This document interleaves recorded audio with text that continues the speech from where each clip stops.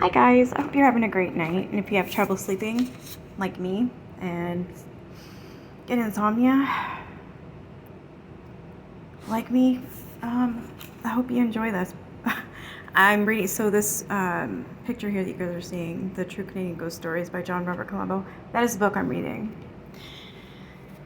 So I haven't read it yet. I've had it for a long time. And like I said, I have trouble, like I'm exhausted, but I'm laying there in my bed, and I was just laying there for 2 hours with my eyes closed, listening to a show. I think it was Hoarders, and I couldn't sleep. I'm like, seriously? Who the hell lays there with their eyes closed for 2 hours and doesn't sleep? I hate it. Hate it, hate it, hate it. So anyways, I'm just going to read you a story, maybe two, depending on how long this one is. But this one's called The House at 430 Elgin Street East by Robin Lysette.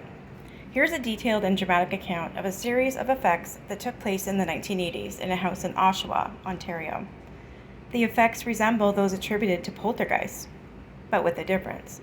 The account was written and sent to me by Robin Lysette on April 19, 1997. In the original letter and subsequent correspondence, I learned at the time that Robin, one of those genderless names, was a male student in his late 20s who was completing a bachelor's degree in education at the University of Regina. One of my projects last year involved the writing of a narrative about an event which impacted my life significantly, he explained. The story enclosed is the result of that writing. From my memory, it is all entirely true, although the current owners of 430 Elgin Street East think me to be somewhat of a nut. I sent them a copy of the story. This does not surprise me, as the strange occurrences still take place to this day, but not in that house. The thing described in the story seems to be in some way connected to me. Not so much the house, but I'm not sure what to make of it or what to believe anymore. So maybe the house is not haunted by a poltergeist. Maybe Robin has his own familiar spirit. In subsequent correspondence, Robin elaborated on the current situation. There have been some recent experiences in my downtown apartment. My landlord, who lives one floor above me, had asked me several times to make it stop. The same things started happening again last January and are periodically witnessed by my occasional visitors. Maybe I should explain it over the phone. It's tricky to explain. I asked Robin specifically about his background, as I'm aware that strange experiences are quite often reported by people of Gaelic backgrounds. My ancestry? Interesting question. Well, as one might guess, the name Lysette is French. As far as I know, my great-grandfather, or perhaps his father, came from northern France. Both grandparents on his mother's side are British. Who knows? There may be Celtic blood that flows through his veins. In any case, here's the story.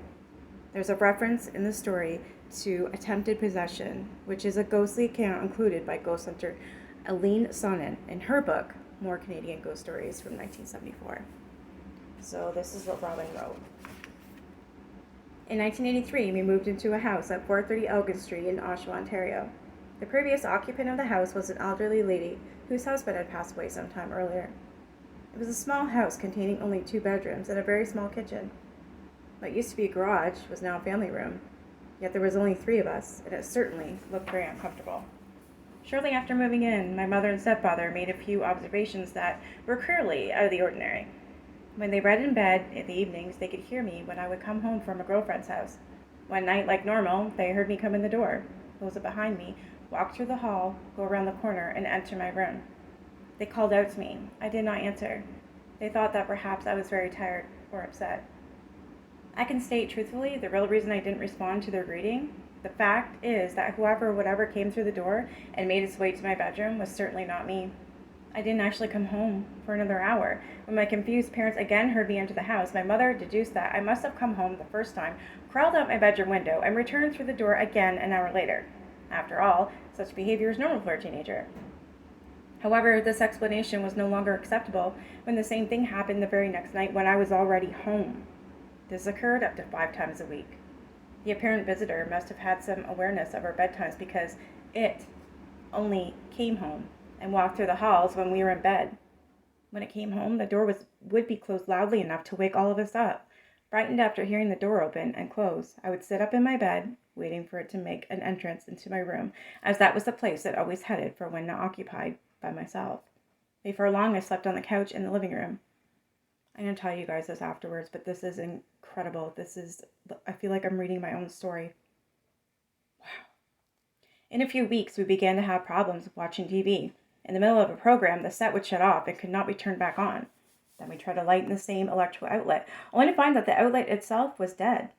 This led us downstairs to check the fuses. After opening and examining the fuse box, we discovered that the fuse responsible for operating the television had a few other electrical appliances had been unscrewed and neatly placed on the nearby table. Someone had taken the fuse out. Weird. We replaced it, and all was back to normal. For a while, at least.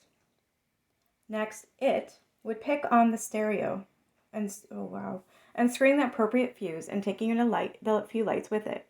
Incidents of this kind started to occur daily. We soon found out that our friend especially hated it when anyone operated the vacuum. The first few attempts at vacuuming lasted for only a couple minutes, then only seconds, and then not at all.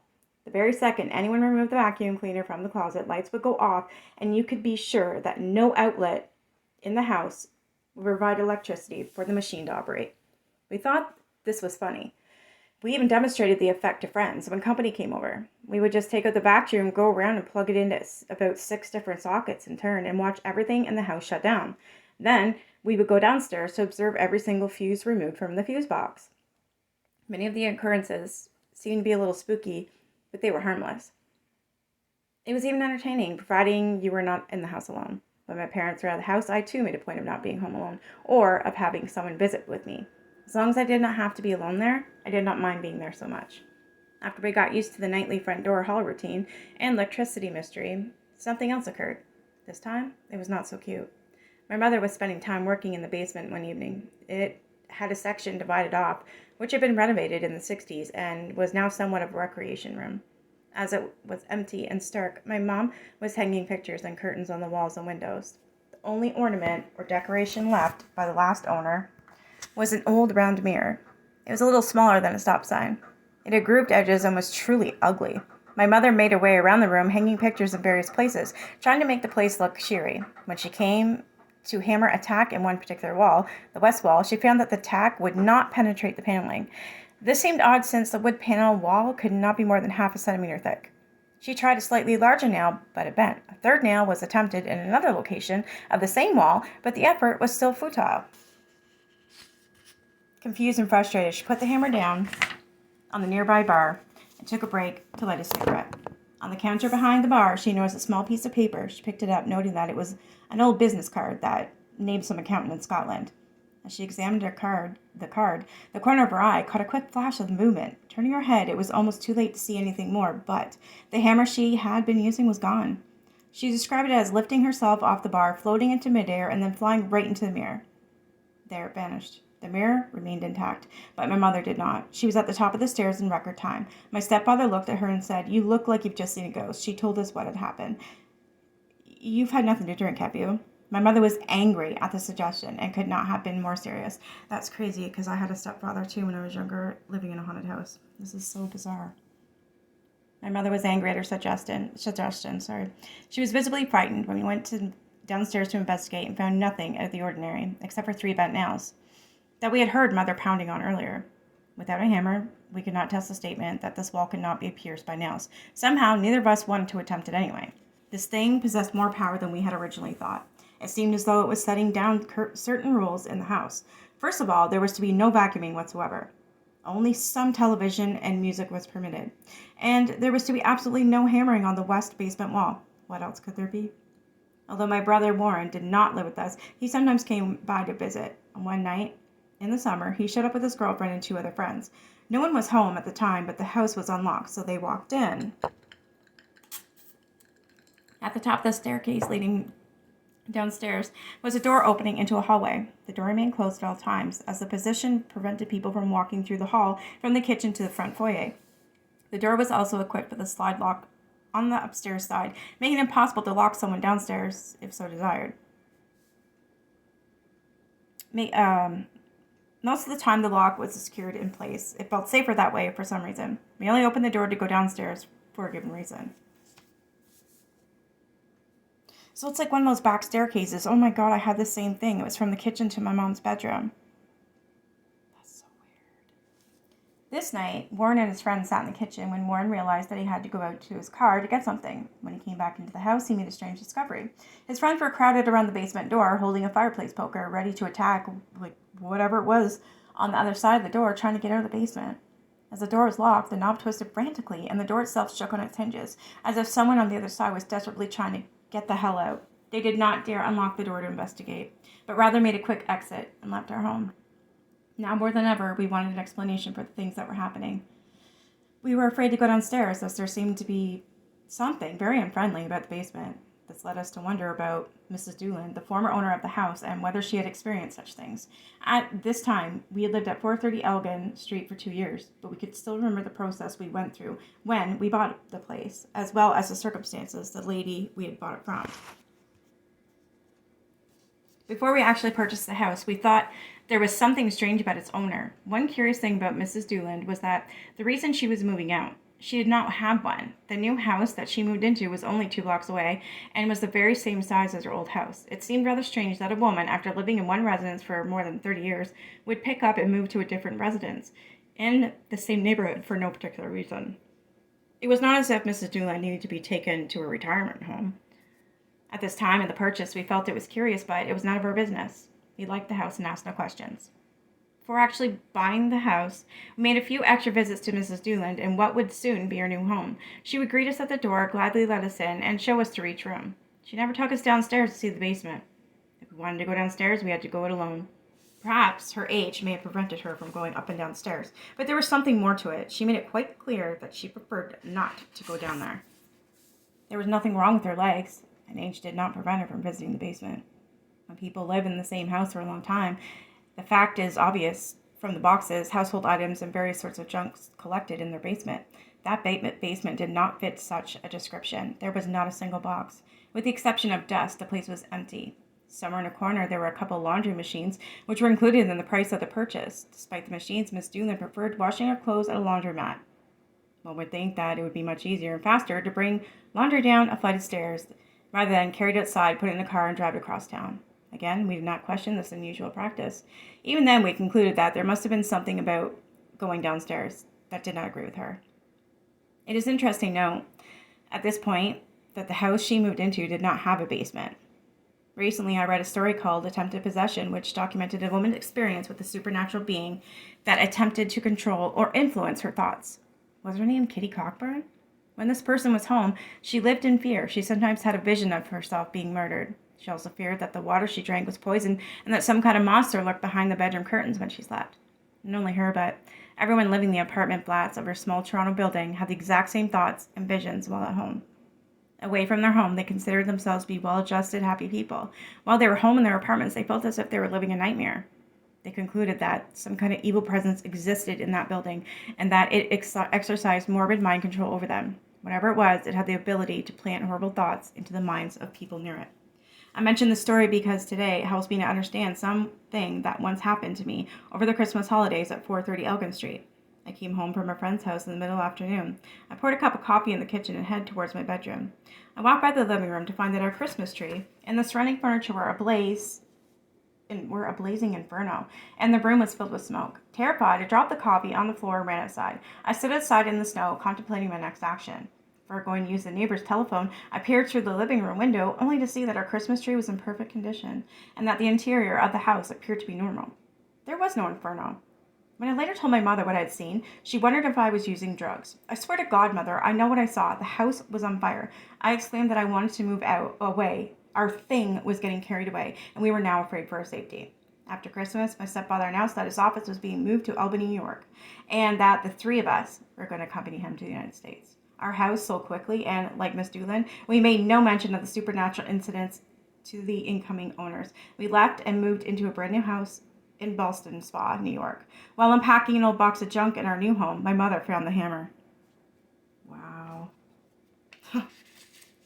So I'm just going to say a couple things about that story. It's strange and bizarre and weird, but it actually relates to mine in a way because I didn't hear this. My mother did. So when I used to live in Athens, Ontario, I grew up most of my life there. It's a very, very small town. There's population of 5,000. Anyways, we came from Toronto area, which is a huge city compared to this, and then we moved into the sticks. And my mom and her husband bought the house. Well, my mom worked days. Yeah, work days. So she was home at 4:30 at night, and her husband ended up working. I don't know. That doesn't make sense though. Working nights. Yeah. No, that doesn't make sense. I don't know if it was working or not. I'm sorry. I apologize. But she did hear him come home like he always did. So yeah, it had to have been when he worked nights or something like that. It must have been nights, yeah, because it was like 12 to I think it was 8. Anyways, she heard the front door open, which is when they open the front door, our stairs are right there, and the first bedroom on the left is hers. Like, it's right there. She heard him come home, jingle the keys, hang them up, take off the boots, and walk up the stairs, and she was awakened by it, and she just kind of had her eyes open, waiting for him to come in the room, and he didn't. He never showed up. That wasn't him. And I guess it was like a few minutes later, 20 minutes or whatever, he did come home. And she's like, did you come home first to drop something off, or were you up here and yada yada? And he's like, no, I just got home now. So that was her first experience, and the only one that my mother would ever tell me about in that house of Athens. I was the only one, mainly. I was the main one to get terrorized by this thing. I guess I'll call it as well. I believe it was male. It had a male presence, and it fucking hated me. This thing would make my bed shake at night while I was trying to sleep in it. And this started, man, I was like 11. Then it stopped shaking, and it would shake off and on all night. Now, when I was laying on I'm a side sleeper. When I was laying down in bed and my head was on the pillow, I would hear a conversation whispering. It scared the shit out of me, so I threw my pillow on the floor, and sorry, it's hard. I threw my pillow on the floor. I think this time I was like 12 or 14, something like that. And then so I laid down on my stomach and had my ear on the mattress. I swear to God, this fucking thing started breathing in and out. I could hear it, and I could feel my body going up and down. I couldn't move. I don't remember how long it lasted. I don't remember what I did after. But I will tell you that because of that incident, those incidents, bed shaking, mattress breathing, whispers on my pillow, and constant knocking to wake me up in the morning, it was, and during the night. And then, of course, I was touched all the time. I would hear the fucking thing run up and down the stairs. I'd hear it walk up the stairs. Every time I would listen to music, it would turn it down on me. My cousins experienced it. My siblings. My brother was really young. He was 4. He started crying and he came to me. He said, Nikki, something's picking at my carpet. And he showed me exactly what. So he took his little fingers and was pulling the carpet, just pulling it, and I was like that, right? And I believe him, because who talks like, why would you say that? So I just looked at him. I said, oh, you must have been dreaming. He's like, Nikki, no, something was picking my carpet. So I sat in there with him until he fell asleep. I don't remember my other sister having any experiences, but I know the one of them did. I have 3 siblings. The one of them did. I was babysitting as usual, and my sister and her friends were all playing hide and go seek. And our neighbor which was a boy, he was hiding at the top of the stairs between the wall and a